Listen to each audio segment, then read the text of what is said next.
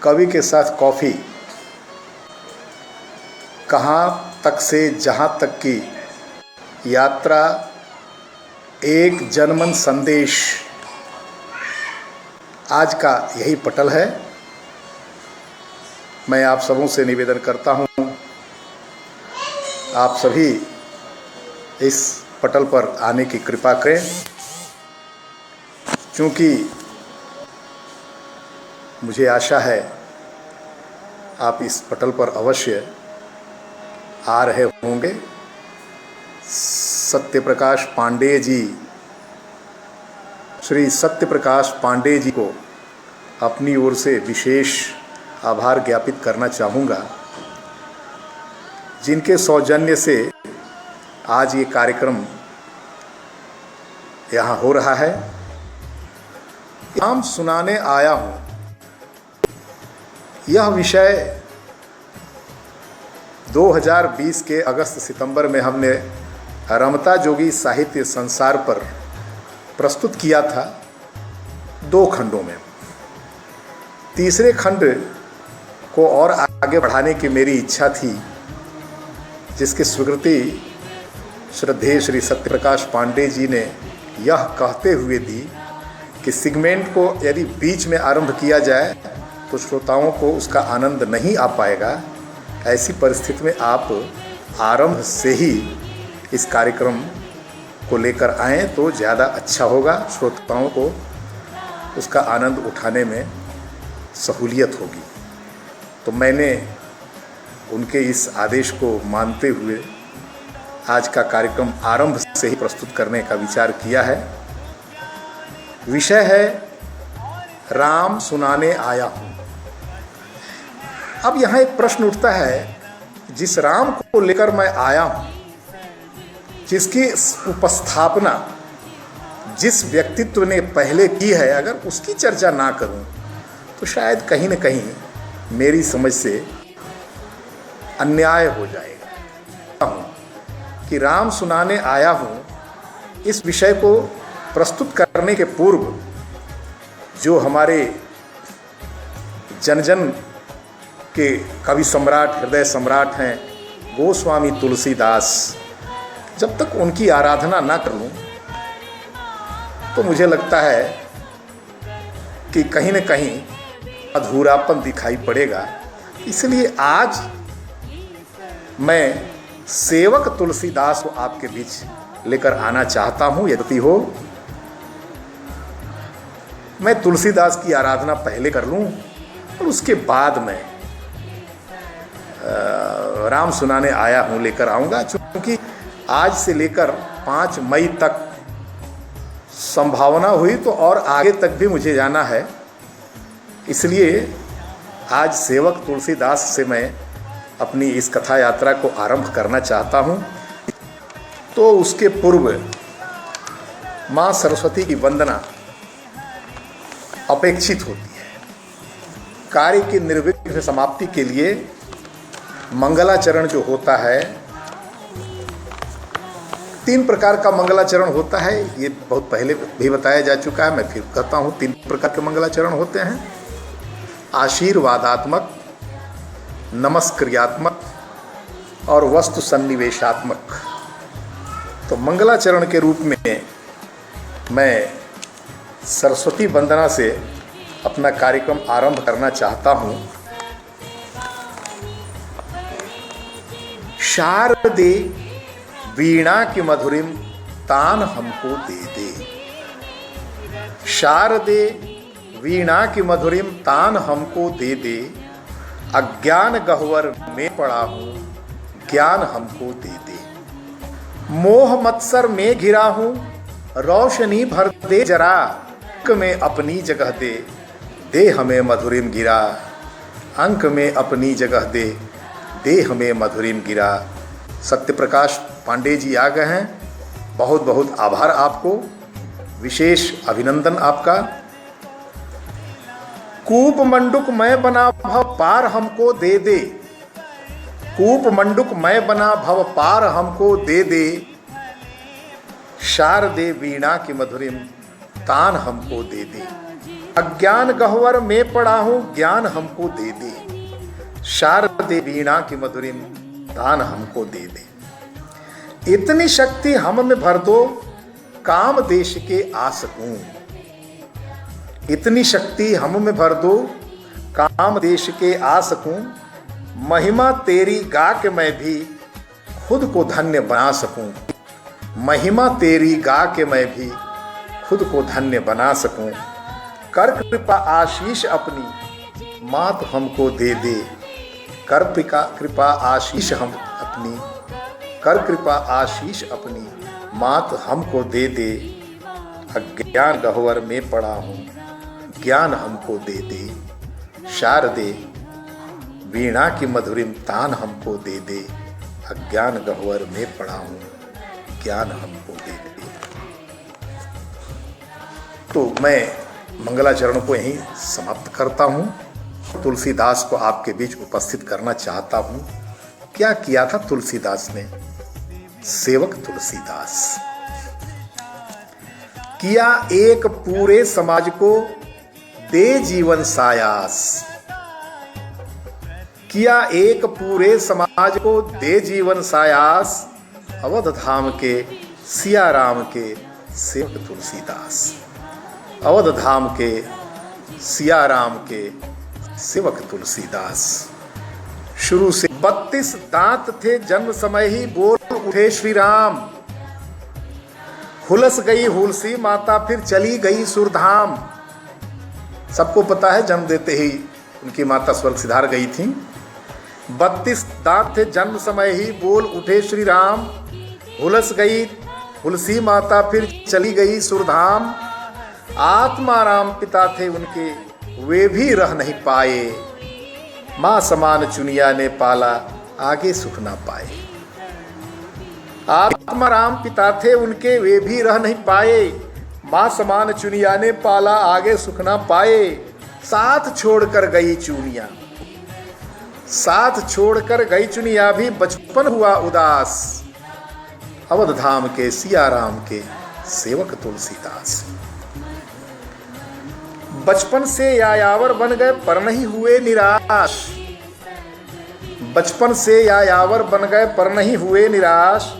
सामाजिक गुण दोष का उनको मिला ज्ञान अनायास। ऊंच नीच और जाति धर्म का भेद दिखा बचपन से। धनी गरीब का अंतर देखा आस पास के जन से। जिस समय तुलसीदास अवतरित हुए थे उस समय समाज में कई प्रकार की विद्रूपताएं देखने को मिल रही थीं। कई प्रकार के वाद थे और इन वादों के बीच तुलसी को अपनी राह बनानी थी। थोड़ा कठिन काम था तुलसी के लिए, लेकिन मन में अगर किसी काम को ठान लिया जाए तो मानव जब जोर लगाता है पत्थर पानी बन जाता है। कोई काम कठिन नहीं रह जाता। और खासकर जिसके हृदय में राम और सीता हों, हनुमान जी के आदर्श हों, उनके लिए कौन सा काम कठिन है। कहा बचपन से यायावर बन गए पर नहीं हुए निराश। सामाजिक गुण दोष का उनको मिला ज्ञान अनायास। ऊंच नीच और जाति धर्म का भेद दिखा बचपन से। धनी गरीब का अंतर देखा आस पास के जन से। वाद वाद के बीच घात से होते रहे उदास। अवध धाम के सिया राम के सेवक तुलसीदास। वाद वाद के बीच घात से होते रहे उदास। अवध धाम के सिया राम के सेवक तुलसीदास। बाल्यकाल से थे वे कपिपति आंजनेय के साधक। ऐसा कहा जाता है कि बचपन से ही हनुमान के साधक थे, ये हनुमान की भक्ति करते थे। और एक बार की तो घटना भी सुनने को मिलती है कि जब राम और लक्ष्मण बालक वेश में जाते हैं तुलसीदास से मिलने और तुलसीदास उन्हें पहचान नहीं पाते हैं, तो तोते का रूप धारण कर हनुमान ने ही उनको कहा, चित्रकूट के घाट पर भई संतन की भीड़, तुलसीदास चंदन घिसय तिलक देत रघुबीर। संकेत कर उन्हें बताया तुलसीदास को कि राम और लक्ष्मण से साक्षात्कार आपका हो रहा है। यह तो लोक विदित चर्चा है, तो मैं उसी पर चर्चा करता हूँ। बाल्यकाल से थे वे कपिपति आंजनेय के साधक। अब बाधा हरण वही करते थे, बना कोई जो बाधक। भिक्षा एक भिक्षुणी संग वे, भिक्षा एक भिक्षुणी संग संग वे भी मांगा करते। जीर्ण कुटी में जैसे तैसे रात बिताया करते। यह प्रसंग मानस का हंस, अनीता शुक्ला जी आ गई हैं, आपको भी साधुवाद। मानस का हंस अमृतलाल नागर ने जो लिखा है उसमें यह प्रसंग देखने को मिलेगा। भिक्षा एक भिक्षुणी संग संग वे भी मांगा करते। जीर्ण कुटी में जैसे तैसे रात बिताया करते। बचपन से ही हनुमान का करते थे अरदास। अवध धाम के सियाराम के सेवक तुलसीदास। बचपन से ही हनुमान के करते थे अरदास। अवध धाम के सियाराम के सेवक तुलसीदास। भिक्षाटन के क्रम में देखा बंद पड़ा मंदिर था। ये चर्चा भी मानस का हंस इस ग्रंथ में ही मिलेगी। एक समय की घटना है, हनुमान तुलसीदास घूमते घूमते ऐसे ही जा रहे थे, रास्ते में उन्हें हनुमान का एक मंदिर मिला और वो मंदिर बहुत दिनों से बंद पड़ा हुआ था, चारों ओर धूल पड़ी हुई थी, उदासी छाई हुई थी। हनुमान का मंदिर देखते तुलसीदास से कहाँ रुकना था, वो तुरंत जाते हैं, मंदिर का कपाट खोलते हैं, पूरी सफाई करते हैं, बाहर का जो चबूतरा है उसको भी साफ करते हैं, आगे पीछे का जो भी स्थल है उस सबको साफ करते हैं और अपनी भाषा में झूम झूम करके हनुमान जी की भक्ति करने लगते हैं। तो लोग देखते हैं, आते हैं और कुछ न कुछ चढ़ावा चढ़ाने लगते हैं। हनुमान जी का काम उसमें चलने लगता है। आगे की भी एक और घटना है, मैं इसकी चर्चा कर दूं क्योंकि थोड़ा आनंददायक घटना है। जो चढ़ावा चढ़ता था तुलसीदास के लिए, बंदरों का एक बहुत बड़ा झुंड वहाँ आकर धमक गया। अब जो भी चढ़ावा चढ़ता था वो सब बंदर लोग लूट लिया करते थे। तुलसीदास जी बेचारे भूखा रहने लगे। अब हनुमान का सेवक हनुमान से ही बाधित हो जाए। अंत में एक बूढ़े बंदर के पास गए और कान में कुछ बुदबुदाए तुलसीदास। बूढ़े बंदर ने एक लकुटी उठाई और जंगल की ओर प्रस्थान कर दिया। अब बंदर के जाते ही सारे जितने बंदर थे सब चल दिए। तो थोड़ी राहत मिली तुलसीदास को। गए हैं सत्यप्रकाश पांडे जी, बहुत बहुत धन्यवाद। और इस पटल को धन्यवाद, कहाँ से जहाँ तक की यात्रा, एक जन्म संदेश जिसके माध्यम से आज मैं ये कार्यक्रम कर रहा हूँ। तो तुलसीदास जी को कुछ न कुछ मिलने लगा। इसी बीच शवरों की सेना वहाँ आकर अपना डेरा जमा लिया। अब जो भी चढ़ावा चढ़ता था शवर सेना सब ले जाती थी। फिर तुलसीदास भूखे रहने लगे। ऐसी परिस्थिति में अब तुलसी को बड़ी कठिनाई हुई। फिर वो गए उसी बूढ़े बंदर के पास, कान में कुछ बुदबुदाए। बूढ़ा बंदर एक लकुटी उठाकर फिर चल दिया, उसके पीछे सारे बंदर लकुटी उठाकर चल दिए। आने के बाद शवर सेना के साथ काफ़ी झगड़ा होता है और उस झगड़े में शवर सेना को बानर सेना मारकर भगा देती है। उसके बाद तुलसी निर्द्वंद्व भाव से रहने लगे और आराम से हनुमान जी की साधना करने लगे। अब इनका पेट भी भरने लगा। तो यही चर्चा है। भिक्षाटन के क्रम में देखा बंद पड़ा मंदिर था, गंदगियों से भरा पड़ा वह केसरी सुत का घर था। ठहरा नहीं गया तुलसी से द्वार देवालय खोला, धो धो करके झाड़ पोंछ कर निज गिरा स्तवन बोला। ठहरा नहीं गया तुलसी से द्वार देवालय खोला, धो धो कर झाड़ पोंछ कर निज गिरा स्तवन बोला। कातर नयनों से निहारते चातक तुलसीदास। कातर नयनों से निहारते चातक तुलसीदास। अवध धाम के सियाराम के सेवक तुलसीदास। अब बेचारे बड़े आराम से हनुमान का भक्तिभाव कर रहे थे। ऐसी बीच एक घटना घटती है। कोई एक गेरुआ वस्त्रधारी वृद्ध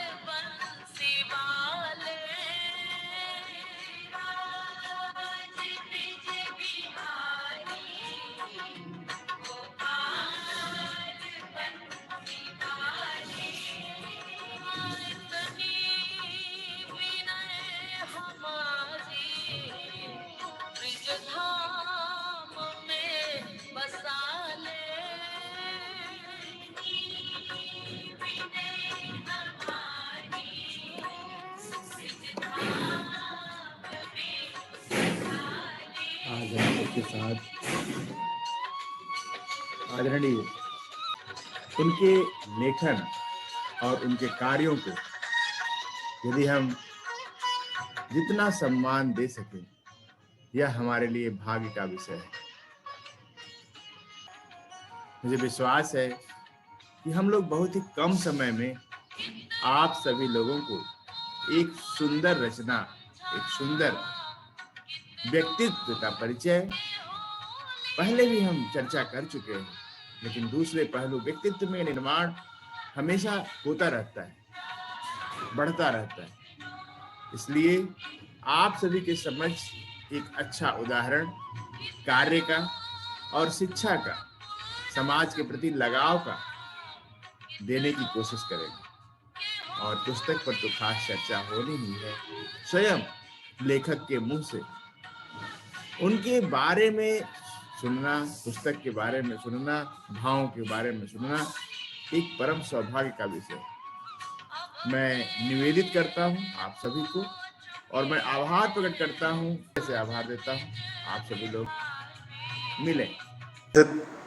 तपस्वी जटाजूट बढ़ाया हुआ वो आता है और मंदिर के बगल में एक पर्ण कुटिया थी और उसी कुटी को खोलता है।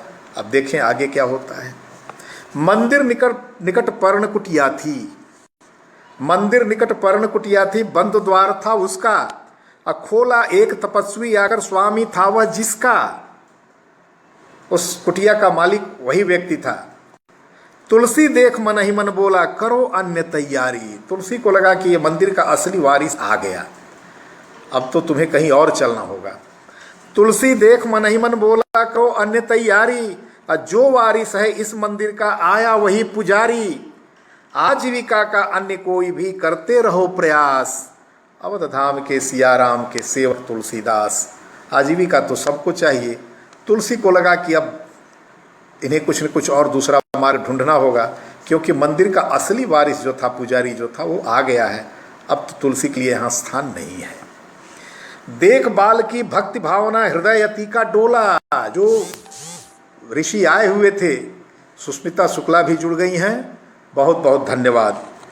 देख बाल की भक्ति भावना हृदय अति का डोला, बड़े प्रेम से अंतिक जाकर, अंतिक मतलब पास, निकट, बड़े प्रेम से अंतिक जाकर बालक को यूं बोला, यज्ञ भूमि से आया हूं मैं, साथ अशन है मेरे। अशन अर्थात भोजन।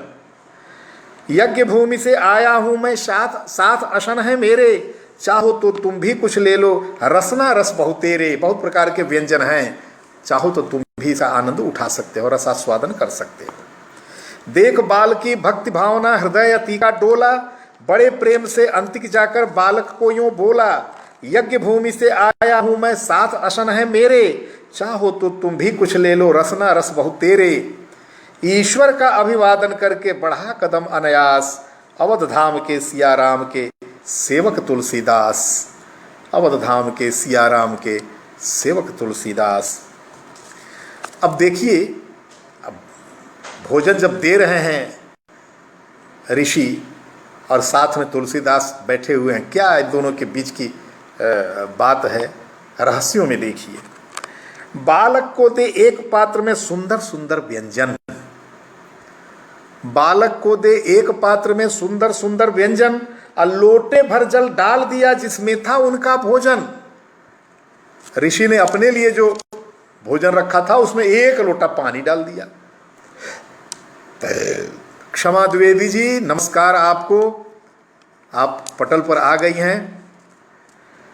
बालक को दे एक पात्र में सुंदर सुंदर व्यंजन, लोटे भर जल डाल दिया जिसमें था उनका भोजन, बिहस बदन बोला बूढ़े को आता भी नहीं खाना। तुलसीदास ने कहा, थोड़ा उपेक्षापूर्ण हंसी, हंसते हुए मन ही मन में बोला, लेकिन इतनी आवाज थी जिसमें बूढ़े को कुछ न कुछ सुनाई पड़े। तो विहस बदन बोला बूढ़े को आता भी नहीं खाना, ऐसे तो डांगर गोरू भी खाते कभी न खाना। ये डांगर गोरू हम लोगों की देहात की भाषा में जो गाय भैंस इत्यादि जो रखते हैं उनके लिए है। तो विहस बदन बोला बूढ़े को आता भी नहीं खाना, ऐसे तो डांगर गोरू भी खाते कभी न खाना, डाल गया अचरज में बालक दिखता तेज प्रकाश। अवध धाम के सियाराम के सेवक तुलसीदास। क्षमा द्विवेदी जी, बहुत बहुत आभार आपका। जितेंद्र प्रताप विजयानंद जी, बहुत बहुत आभार, आप भी पटल पर आ चुके हैं। अनीता शुक्ला जी, आपको भी आभार। अन्य कुछ और लोग दिखाई पड़ रहे हैं जिनका नाम यहाँ नहीं आ रहा है, चेहरे से तो पहचानना थोड़ा कठिन है। मैं आप सबको अपनी ओर से आभार ज्ञापित करता हूँ। कहा वृद्ध ने ओ बालक तुम ले चटकारे खाओगे। लगा कि ये बालक हम ही कुछ कह रहा है, तो पूछा तुम तो आस्वादन करोगे ना, सबका स्वाद अलग अलग लोगे। तुलसीदास ने कहा हाँ बिल्कुल। श्वेता मिश्रा जी, बहुत बहुत आभार आपको। कहा वृद्ध ने वो बालक तुम लेट चटकारे खाओगे, थैली अलग उदर में है क्या, कैसे रखते जाओगे। बहुत स्वाद चाहते हैं लोग, अलग अलग प्रकार का व्यंजन हो, रसना को रस बहुत मिले, लेकिन क्या उसके लिए पेट में अलग अलग थैली है। और अगर नहीं है तो ऋषिवर ने जिस प्रकार अपने भोजन में एक लोटा जल डाल करके उसे स्वादहीन कर दिया, यही स्थिति तो पेट में जाकर होगी। तो जब यही स्थिति होने वाली है तो पहले कर दें तो क्या गलत है। अब क्यों पहले करेंगे, इसकी भी चर्चा है आगे। कहा वृद्ध ने वो बालक तुम ले चटकारे खाओगे, थैली अलग उदर में है क्या, कैसे रखते जाओगे। जगत बुराई की दो जड़ हैं। ये ध्यान देने योग्य बात है, ये भी मानस का हंस ग्रंथ में मिलेगा। ये जगत बुराई की दो जड़ हैं, आंख जीभ है भाई। संसार में आज जिस प्रकार की बुराइयां देखने को मिल रही हैं, श्वेता मिश्रा जी आप बहुत बढ़िया सुन रही हैं, बहुत बहुत आभार आपको। तो इन दोनों बुराइयों के कर्ता धर्ता और कौन होते हैं, इस पर जरा एक बार गौर करके देखिए। या तो आंख बुराई की ओर ले जाती है या फिर जिह्वा ले जाती है। अगर इन दोनों को नियंत्रित कर लिया जाए तो इस संसार से सारी बुराइयां समाप्त हो जाएंगी और ये संसार नंदन वन की तरह दिखाई पड़ेगा, स्वर्ग सरीखा इसमें आपको आनंद आएगा। लेकिन यही आंख और जीभ ये व्यक्ति को चैन से नहीं रहने देते दोनों, और यही कारण है कि संसार में न जाने कितने अनाचार, कदाचार, दुराचार, अत्याचार, न जाने किस प्रकार की दो संस्कृतियां आती जा रही हैं, जिनकी जड़ ये दोनों आंख और जिह्वा ही हैं। तो जगत बुराई की दो जड़ हैं, आंख जीभ है भाई। रसना रस ना पाए कभी भी, रसना जिह्वा, रस ना आनंद ना ले सके, रसना रस ना पाए कभी भी, उपजे नहीं बुराई। ये उस ऋषि ने कहा तुलसीदास को। आगे क्या हुआ, चरणों पर गिर पड़ा, खड़े थे सम्मुख नरहरिदास। वो कोई दूसरा आदमी नहीं था, वो नरहरिदास थे, और उन्होंने ही तुलसीदास को इस प्रकार का उपदेश दिया। और ये इस प्रकार का अप्रतिम उपदेश था कि वहीं उनके पैरों पर गिर करके उनका शिष्यत्व स्वीकार कर लिया तुलसीदास ने। चरणों पर गिर पड़े, खड़े थे सम्मुख नरहरिदास। अवध धाम के सियाराम के सेवक तुलसीदास, धन्य है नरहरिदास जिन्होंने तुलसी को पैदा किया। ऐसे गुरु यदि धाम में नहीं होते तो आरुणि भी नहीं होते, सांदीपन नहीं होते तो कृष्ण नहीं मिलते, वशिष्ठ नहीं होते तो राम भी नहीं मिलते। ये गुरुओं का बहुत बड़ा, वर्तंतु नहीं होते तो कौत्स नहीं मिलते। किन किन गुरुओं का नाम लिया जाए ये। और जब से गुरुओं का महत्व गिर गया आज की तिथि में, तब से समाज भी गिर गया। कल समाज के पथ प्रदर्शक ये गुरु होते थे, आज गुरुओं का कोई महत्व नहीं है। छत पर उनको दौड़ाया जाता है। मंत्री जो अनपढ़ होते हैं वो गुरुओं को दौड़ाते हैं, और यही कारण है कि आज समाज में इतनी विद्रूपता देखने को मिल रही है।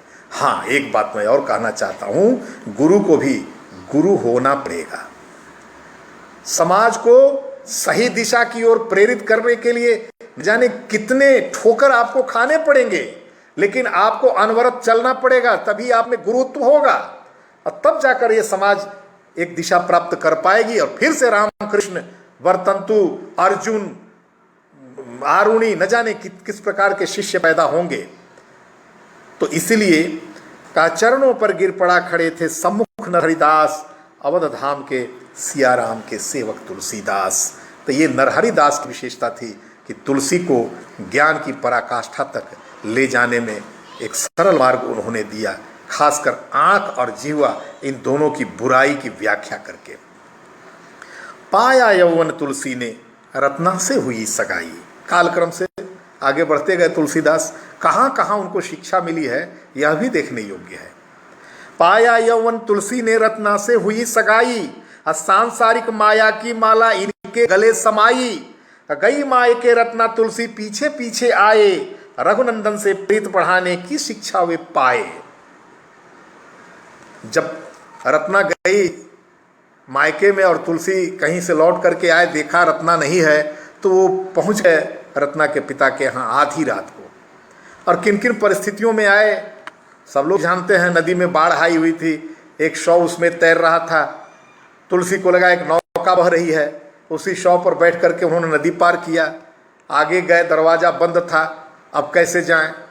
तो वो सीढ़ी चढ़ने लगे, छप्पर में एक सांप लटका हुआ था, उसे रस्सी समझ गए और उसी के सहारे तुलसी फिर अपने घर में कूदे आंगन में। तो ये सारी घटनाएं सुनने को मिलती हैं किंवदंतियों के रूप में। वहाँ रत्ना ने इनको फटकारा है, अस्त चर्ममय देहम तामे ऐसी प्रीति। जो प्रेम आप ये हाड़ मांस के शरीर में आप कर रहे हैं, अगर ये प्रेम रघुनाथ में आप करें तो आपका जीवन ही बदल जाए। ये बहुत बड़ी शिक्षा और बहुत बड़ा परिवर्तन तुलसीदास में रत्ना के माध्यम से हुआ, जो रत्ना ने फटकार लगाई थी उनको। अगर रत्ना नहीं होती तो तुलसी भी नहीं होते। तो पाया यौवन तुलसी ने रत्ना से हुई सगाई, सांसारिक माया की माला इनके गले समाई। गई माए के रत्ना तुलसी पीछे पीछे आए, रघुनंदन से प्रीत बढ़ाने की शिक्षा वे पाए। रमण छोड़कर रमण राम से करने लगे प्रयास। रत्ना से रमण छोड़ दिया और राम से रमण करने का प्रयास करने लगे। तो यही भाव है यहाँ, रमण छोड़कर रमण राम से करने लगे प्रयास। अवध धाम के सियाराम के सेवक तुलसीदास। देशाटन और भिक्षाटन ही दो संबल थे उनके, और तो कोई काम तुलसी का था नहीं। देशाटन सबसे बड़ी शिक्षा उससे मिलती है। हर जगह की संस्कृतियाँ, उसकी खूबियाँ हम समझते हैं, सीखते हैं। रहन सहन से बहुत कुछ शिक्षा प्राप्त होती है, बहुत ज्ञान प्राप्त होता है, भौगोलिक वातावरण से ज्ञान प्राप्त होता है, ऐतिहासिक पृष्ठभूमियों से ज्ञान प्राप्त होता है। इसलिए देशाटन अपने आप में बहुत बड़ी शिक्षा है। तो देशाटन और भिक्षाटन ही दो उनके संबल थे। ज्ञान पराकाष्ठा के लोलुप रहते हुए प्रतिपल थे। हमेशा ज्ञान पिपासा उनमें होती थी, कुछ न कुछ सीखने का प्रयास करते थे वो। तो ज्ञान पराकाष्ठा के लोलुप वे रहते प्रतिपल थे। और नित नित नए लोग मिलते थे, नई बात थी होती। नए लोग मिलेंगे, नई बात होगी ही, कुछ न कुछ सीखने समझने की चर्चा होगी। तो नित नित नए लोग मिलते थे, नई बात थी होती। तज थोथा मानस मराल थे, चुगते रहते मोते। कई प्रकार की बातें होती होंगी, जो उनके हित की बात होती थी उसको स्वीकार कर लेते थे। साधु ऐसा चाहिए जैसा शुभ शुभाए, सार सार को गही रहे, थोथा दे उड़ाए। तो तुलसी तो साधु थे, वो सार को ग्रहण करते थे, थोथा उड़ा देते थे। वही यहाँ है कि नित नित नए लोग मिलते थे, नई बात थी होती। तज थोथा मानस मराल थे, चुगते रहते मोती। रमेश सिंह जी बहुत बहुत आभार, नमस्कार आपको। वंदन वाल्मीकि हनुमत का करते तुलसीदास।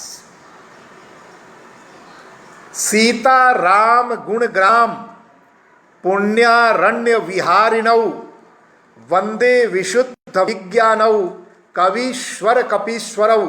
सबसे पहले तुलसीदास ने वंदना की है वाल्मीकि और हनुमान की, क्योंकि ये दोनों विशुद्ध विज्ञ। के.डी. शरद जी बहुत बहुत आभार आपको। तो कहा कि वंदन वाल्मीकि हनुमत का करते तुलसीदास। अवध धाम के सियाराम के सेवक तुलसीदास, नमस्कार आपको के.डी. शरद जी। धर्म जातिवाद भाषा से बटी हुई संस्कृति थी। जिस समय तुलसीदास अवतरित हुए थे, अकबर का शासन था और यमनों का किस प्रकार का अत्याचार था सनातन धर्मावलंबियों के ऊपर, इतिहास साक्षी है। उसके विषय में बहुत कुछ कहने की आवश्यकता नहीं है। उतना होता तब तो चलो कोई बात नहीं थी। अंतर में भी बहुत बड़ा विवाद था। शैव, वैष्णव, शाक्त, उत्तर, दक्षिण, पूरब, पश्चिम, न जाने कितने प्रकार के वाद थे, और इन सभी वादों से और कुछ नहीं हो रहा था। सनातन धर्म धीरे धीरे खंड खंड होता जा रहा था, और सनातन धर्म के इतने बड़े पुरोधा तुलसीदास के रहते यदि उनका धर्म खंडित होता जाए तो फिर तुलसीदास के अवतार का औचित्य क्या है। इसीलिए क्या किया तुलसीदास ने, देखिए, धर्म जातिवाद भाषा से बटी हुई संस्कृति थी, एक दूसरे के विरुद्ध आचरण करती यह संस्कृति थी। उत्तर दक्षिण पूरब पश्चिम भेद बड़ा था भारी, वैष्णव शाक्त शैव मतों का द्वंद्व मचा था भारी। टूट रहे इस मनुष्य सृष्टि से विचलित तुलसीदास। बहुत आघात लगा तुलसीदास को। तुलसीदास को तो सबसे अधिक ब्राह्मणों ने ही परेशान किया है, दूसरे की बात क्या कही जाए। तो टूट रहे इस मनुष्य सृष्टि से विचलित तुलसीदास, अवध धाम के सिया राम के सेवक तुलसीदास। लेकिन वही तुलसीदास ब्राह्मणों ने जिनको सबसे अधिक आघात पहुंचाया, और यही कारण था कि उनको कहना पड़ा अंततः, धूत कहो, अवधूत कहो, रजपूत कहो, जोलहा कहो कोऊ, काहू की बेटी से बेटा न ब्याहव, काहू की जात बिगाड़ न सोऊ, तुलसी सरनाम गुलाम है राम के, जाहि रुचै सो कहे कोऊ, मांग के खइबो मजीद में सोइबो, लेवे के एक न देवे के दो। कितना बड़ा कष्ट हुआ होगा तुलसीदास को। इस कविता के माध्यम से आप स्वयं आकलन कर सकते हैं, अपने हृदय से पूछिए कितनी पीड़ा फिर मिली होगी तुलसीदास को कि मस्जिद में सोने तक की बात उन्होंने कह दी।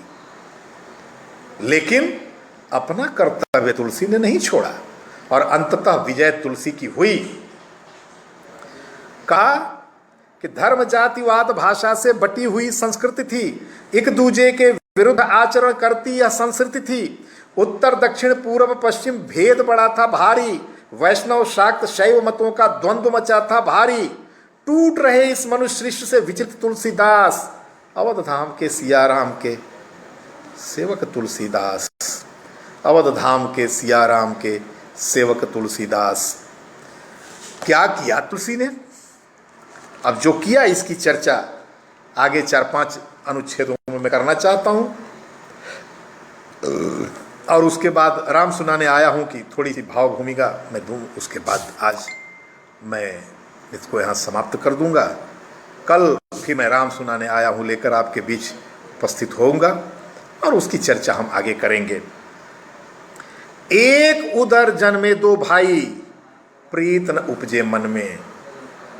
आप हर घर में देख सकते हैं भाई भाई के बीच बंटवारे का द्वंद्व अगर देखना हो तो आज कलिकाल में तो यत्र तत्र सर्वत्र इसका नंगा नृत्य दिखाई पड़ता है। एक उदर जन्मे दो भाई, प्रीत न उपजे मन में।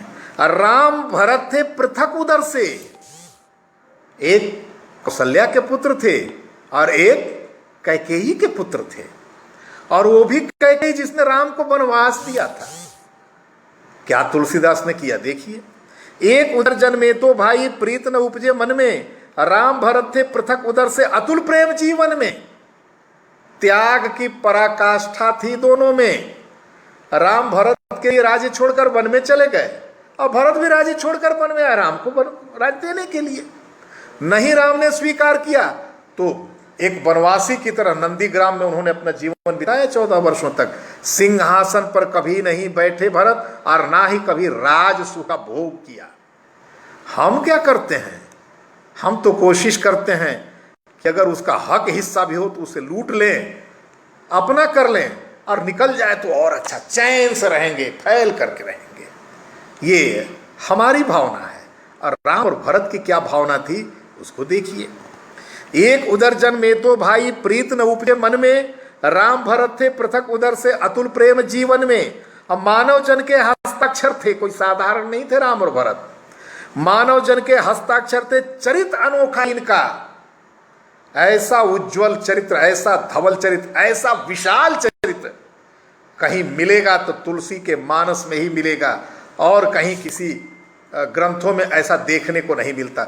श्रीधर प्रसाद द्विवेदी जी, आप उपस्थित हो गए हैं, आपको नमस्कार। निश्चित रूप से आपकी उपस्थिति से हमें संबल मिलेगा और बहुत सीखने का अवसर प्राप्त होगा। आपको फिर से नमस्कार। कहा मानव जन के हस्ताक्षर थे, चरित अनोखा इनका, और युगों युगों तक याद रहेगा त्यागी जीवन का।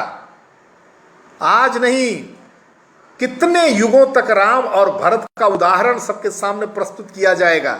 एक दो भाई यहां हैं और एक दो भाई राम और भरत थे, जिन्हें राज्य का तनिक भी लोभ नहीं था। तिनके के समान राम ने अयोध्या नगरी छोड़ दी, राज्य छोड़ दिया।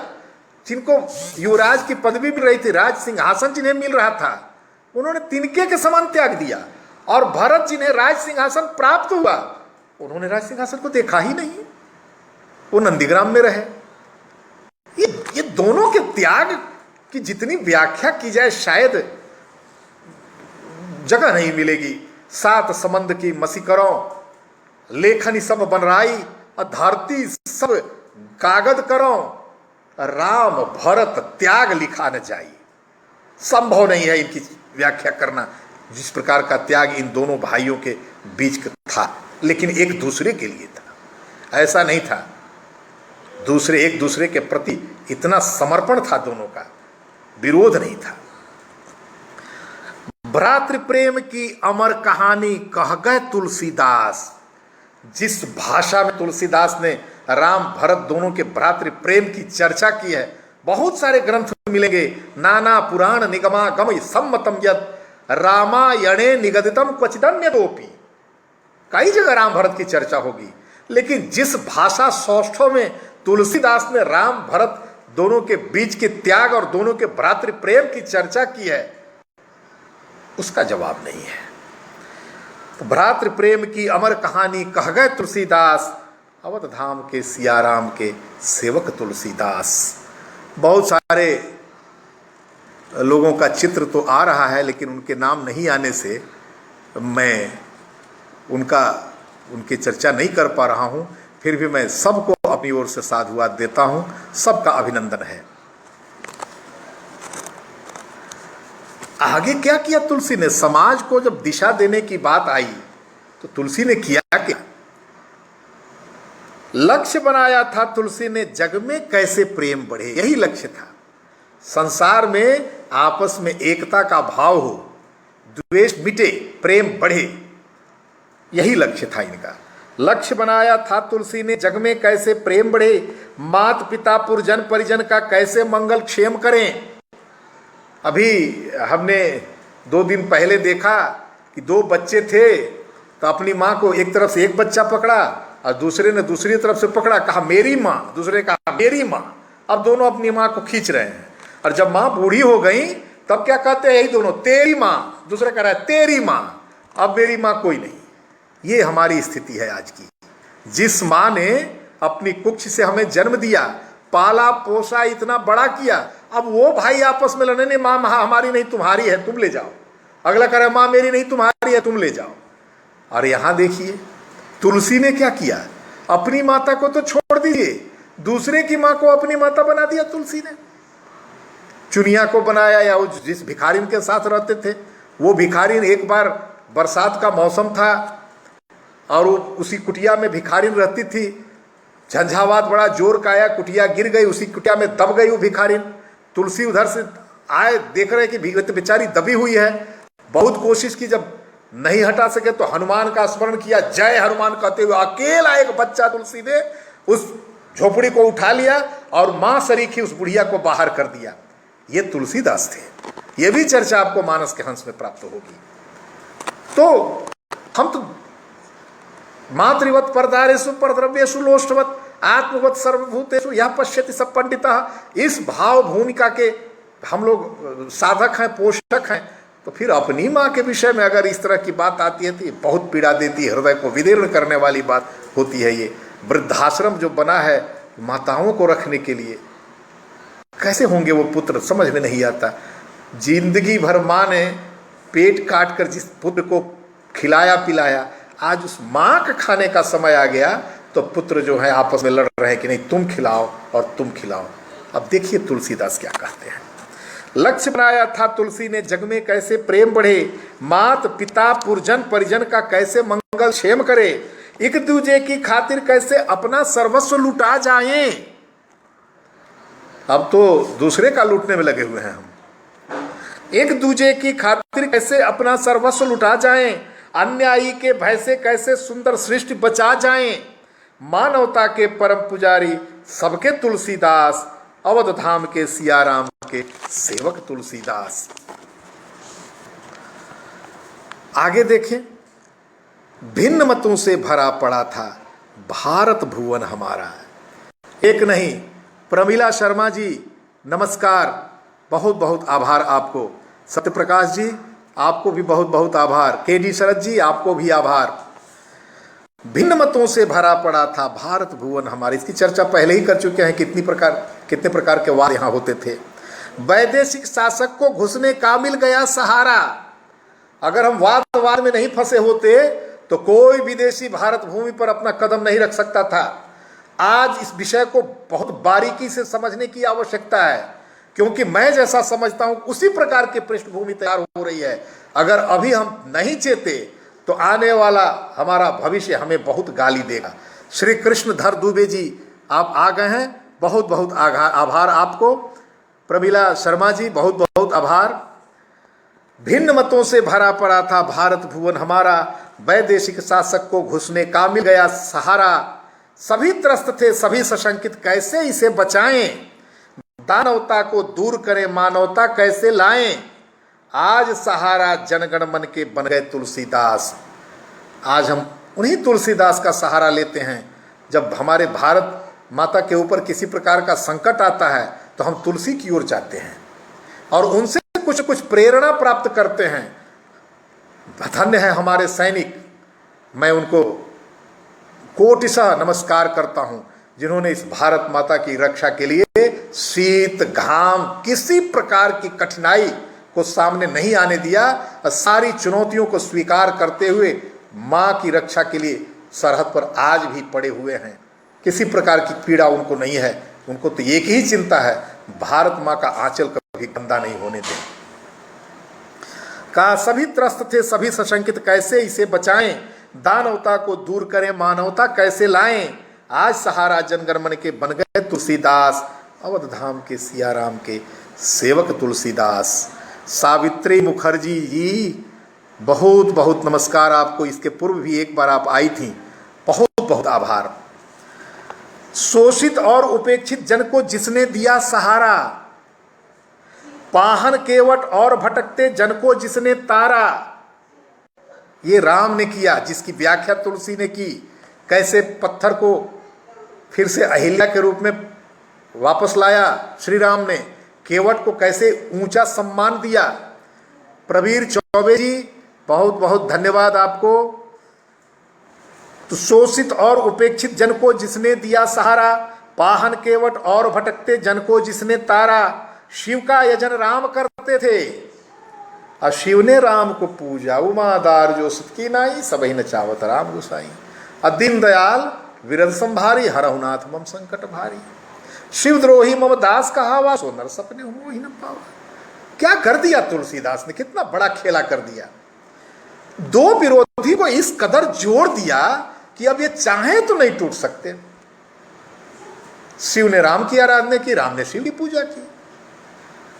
कहा कि शिव का यजन राम करते थे, शिव ने राम को पूजा, एक प्रणव के सभी अंश है नहीं और कुछ दूजा, एक धागे में बांध सबों के बने हृदय सम्राट, अवध धाम के सियाराम के सेवक तुलसीदास। क्या तुलसीदास की ज्ञान पराकाष्ठा थी, किस प्रकार की भाषा में बड़ी ताकत होती है। शर्त यह है कि उस भाषा के प्रयोग करने की कला यदि प्राप्त हो जाए, और तुलसीदास तो कला के निष्णात थे। क्यों अवधी भाषा को चुना उन्होंने?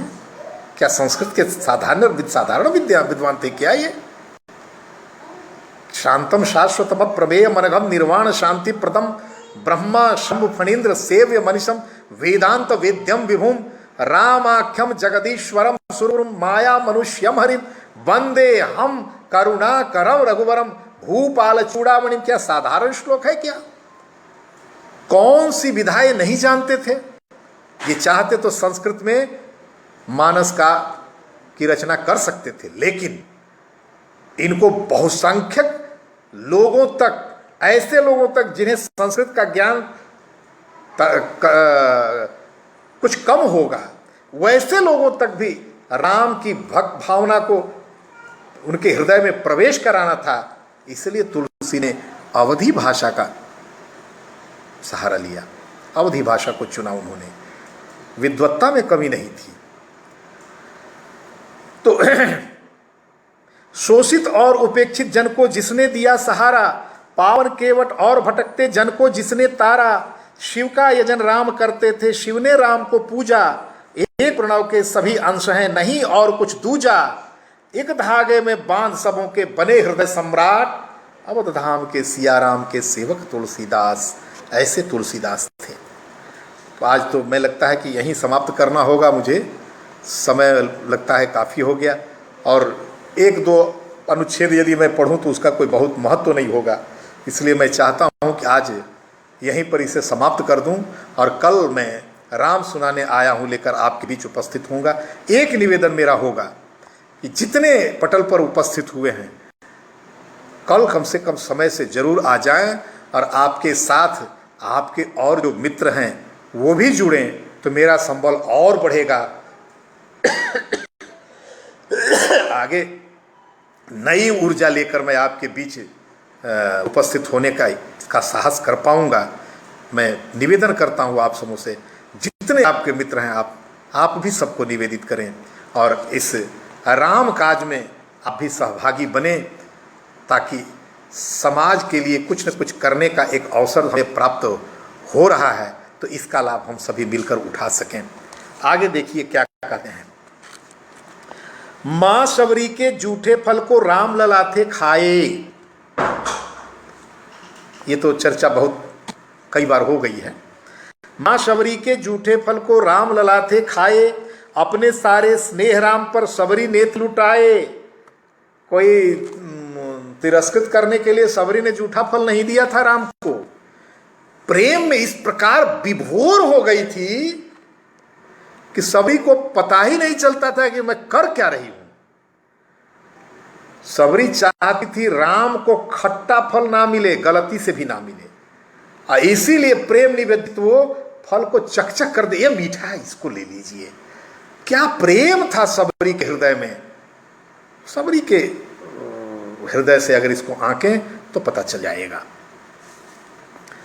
कहा कि शबरी के जूठे फल को राम लाथे खाए, अपने सारे स्नेह राम पर शबरी ने थे लुटाए। अब भेद न माना जाति धर्म का, मुदित राम थे होते। कहा राम ने कहा ये तो शूद्र जाति की है, इसका जूठा फल मैं कैसे खाऊं। राम ने तो ऐसा नहीं किया, बड़े प्रेम से राम उस फल को लेते थे। कहा भेद न माना जाति धर्म का, मुदित राम थे होते, और सबके दिल के स्वामी बन गए जैसे उनसे मिलते। जो राम से मिलता था उसके दिल के, उसके हृदय सम्राट राम बन जाते थे, अपने गुणों के कारण, अपने स्नेह के कारण। एक बना के नेक बना के तर गए तुलसीदास। ये काम आज अगर कोई एक तुलसी पैदा हो जाता, आज तो बड़ी जरूरत है। एक बना के नेक बना के तर गए तुलसीदास, अवध धाम के सिया राम के सेवक तुलसीदास। क्या किया उन्होंने, हमको क्या दिया, इसकी भी चर्चा होनी चाहिए। अभी तक तो हम भूमिका में चले। रामचरितमानस लिख डाला, किया धन्य जीवन को। केवल अपने जीवन को नहीं, संपूर्ण चराचर जगत के जीवन को धन्य किया। रामचरितमानस रच डाला, किया धन्य जीवन को। भक्ति भाव में राह दिखाकर धन्य किया जन मन को। और जहां प्रेम फलता फूलता है वहीं स्वर्ग है भाई। प्रेम बारी उपजे, प्रेम न हाट बिकाए, राजा प्रजा जेहि रुचय, शीश देई ले जाए। प्रेम तो बहुत ताकतवर होता है, बहुत शक्ति है प्रेम में। प्रेम करके तो देखिए, लेकिन स्वार्थ निमज्जित प्रेम नहीं होना चाहिए। श्रीगाल की तरह धूर्ततापूर्ण प्रेम किसी काम का नहीं होता। रहीमन धागा प्रेम का मत तोरो चटकाए, टूटे पे भी ना जुड़े। जुड़े गांठ पड़ जाए, गलती से जुड़ भी गया तो एक गांठ रहेगा, एक आशंका बनी रहेगी, संदेह बना रहेगा, और संदेह जहां आ गया वहां प्रेम नहीं फल सकता। तो इसीलिए का रामचरितमानस लिख डाला, किया धन्य जीवन को, भक्ति भाव में राह दिखाकर धन्य किया जन मन को। जहां प्रेम फलता फूलता है वहीं स्वर्ग है भाई, और नंदन बन मरघट बन जाता होती जहां लड़ाई। ये दोनों चीजें आप देख रहे होंगे। खासकर जिस घर में रहने वाली महिलाएं आपस में प्रेम से रहती, वो घर तो स्वर्ग के समान दिखाई पड़ता है। लेकिन खूब सुंदर भवन, हर प्रकार की सुविधाएं, और आपस में टकराव तो वो तो लगता है कहां आ गए। वो तो घर लगता ही नहीं, वो तो काटने को दौड़ता है। लोग चाहते जल्दी भागे यहां से।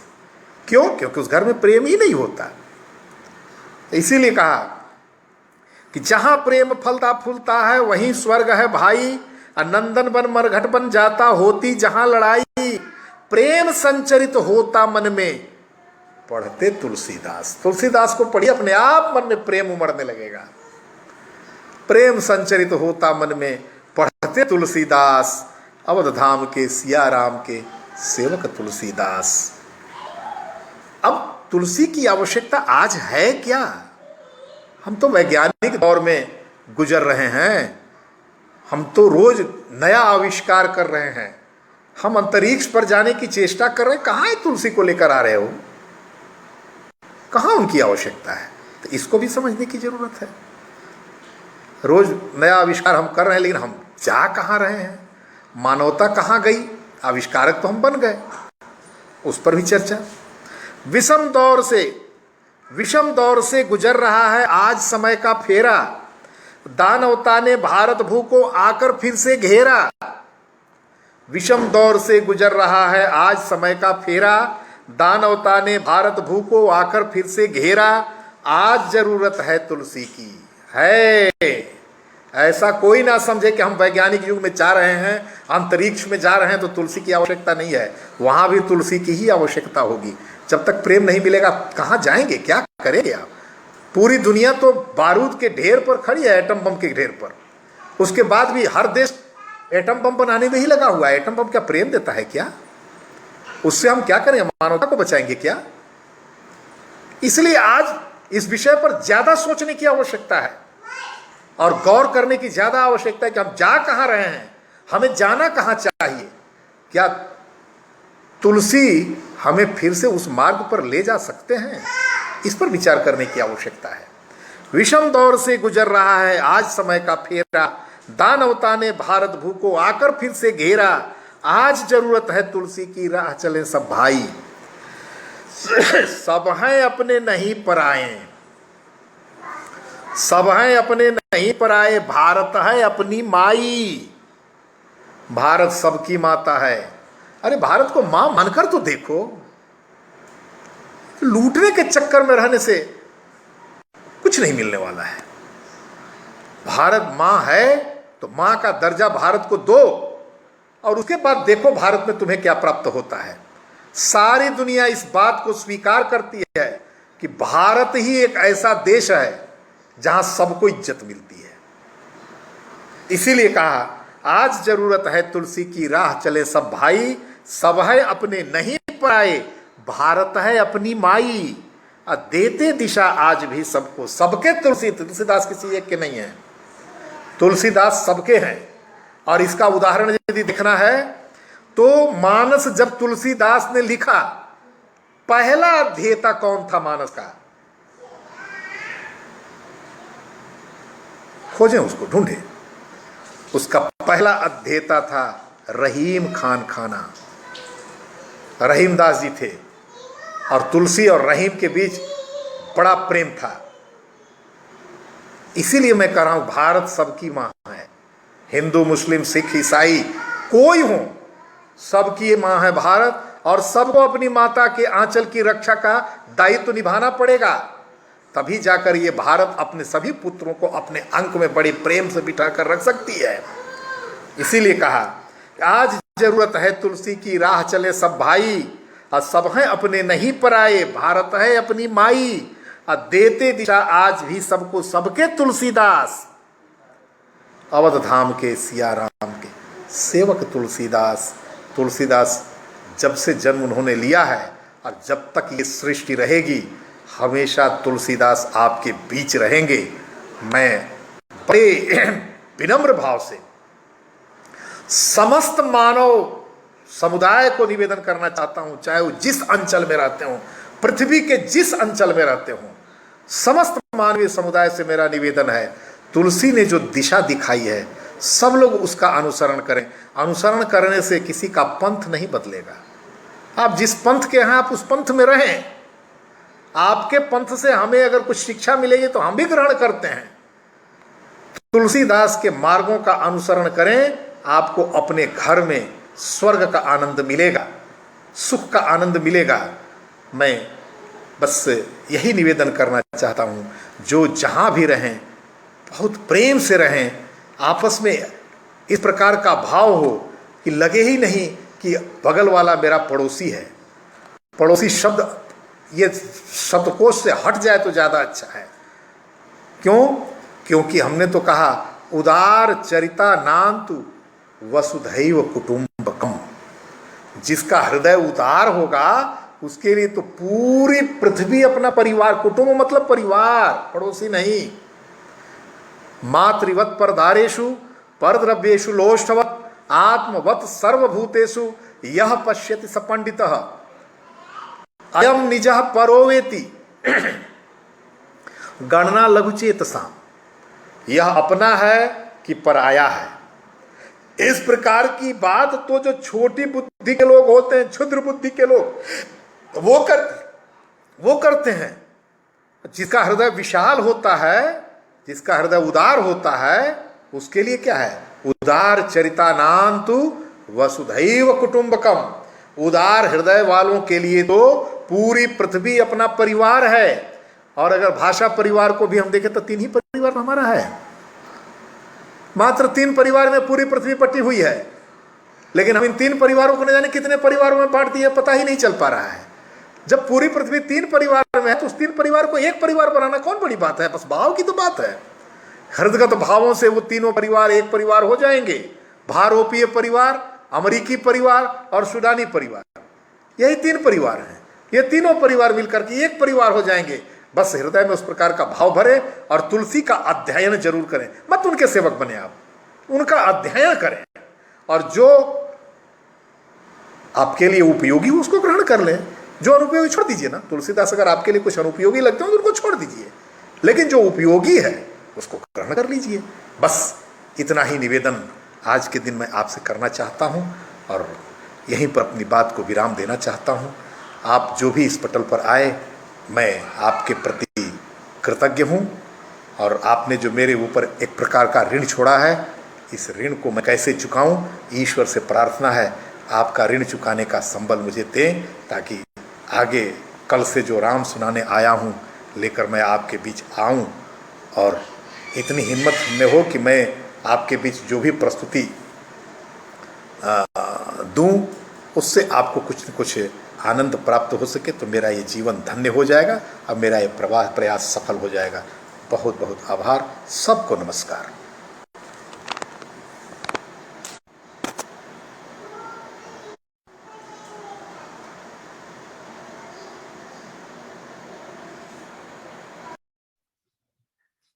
आप सभी के समक्ष एक बार पुनः एक नए व्यक्तित्व के साथ चर्चा क्यों जरूरी है।